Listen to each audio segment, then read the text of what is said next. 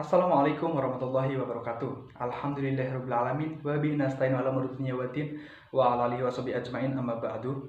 Pertama, mari kita panjatkan puji syukur kehadirat Allah Subhanahu wa taala yang telah memberikan kita banyak kenikmatan sehingga dengan nikmatnya kita dapat berkumpul dalam acara ini.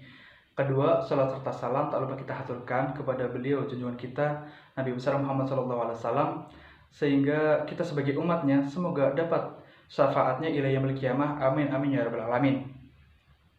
Hadirin yang saya hormati, yang semoga selalu dirahmati Allah. Pada kesempatan yang indah ini, saya ingin menyampaikan beberapa hal mengenai pentingnya pendidikan akhlak. Seperti yang kita ketahui, bahwasanya pendidikan merupakan hal yang terpenting dalam kehidupan kita, dan pendidikan tidak akan ada habisnya. Pendidikan secara umum mempunyai arti suatu proses kehidupan dalam mengembangkan diri tiap individu untuk dapat hidup dan melangsungkan kehidupan. Sehingga menjadi seorang yang terdidik itu sangat penting. Kita dididik menjadi orang yang berguna baik nusa, negara, dan bangsa. Pendidikan pertama kali yang kita dapat yakni tentu berawal dari lingkungan keluarga, lingkungan sekolah, dan lingkungan masyarakat. Kemudian kita berbicara mengenai akhlak. Sebelumnya apa itu akhlak? Ya, akhlak adalah buah dari iman yang kita realisasikan dalam bentuk ibadah. Jadi semakin imannya bertambah kuat, maka semakin giat pula dalam beribadah, dan akhlaknya pun akan semakin baik. Hadirin yang saya hormati, akhlak tidak muncul serta-merta begitu saja, akan tetapi butuh adanya proses dalam menumbuhnya.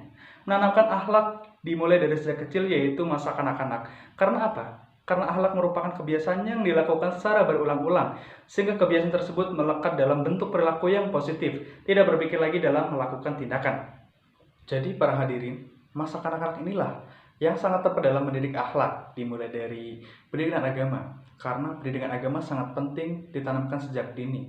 Agama merupakan pegangan hidup yang mampu membawa manusia dalam menjalani hidup, baik di dunia dan di akhirat kelak.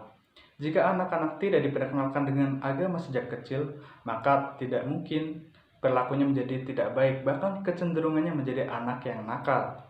Terkadang menjadi orang pintar itu memang hebat, tapi kepintaran tanpa didasari akhlak yang baik juga nggak ada gunanya. Bukannya baik, bikin kamu sukses, sebaliknya malah membuat terjerumus dalam perbuatan dosa, misalnya saja korupsi. Faktanya kebanyakan koruptor di Indonesia bukan dari kalangan bawah, namun justru para pejabat negara yang pendidikannya tinggi. Kenapa hal itu bisa terjadi? Alasannya yang paling mungkin ya karena mereka kurang memahami tentang nilai-nilai moral. Inteligensi mereka nggak diimbangi dengan kecerdasan spiritual, sehingga berakibat pada terjadinya penyimpangan perilaku. Banyak contoh kasus yang berkembang baik di lingkungan masyarakat maupun sekolah, seperti tindakan tidak terpuji seorang murid yang menantang seorang guru dengan beraninya. Tentu tindakan semacam ini sangat miris dan tidak sepatutnya dilakukan oleh seorang murid terhadap gurunya. Bisa kita nilai kembali mengapa hal demikian yang dapat terjadi? Ya, karena kurangnya pendidikan akhlak dan moral. Hadirin yang saya hormati, karena untuk menciptakan generasi masa depan yang berkualitas, anak-anak tidak cuma butuh pendidikan akademis saja, tetapi mereka juga perlu ditanamkan nilai-nilai moral sedini mungkin.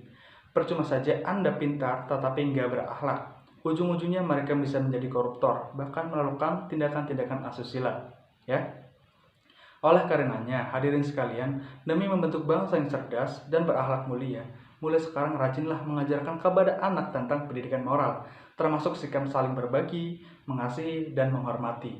Maka dari itu hadirin, harapan akan terwujudnya generasi yang berakhlakul karimah di masa kini dan yang akan datang dimulai dari keluarga. Orang tua bertanggung jawab penuh terhadap buah hatinya.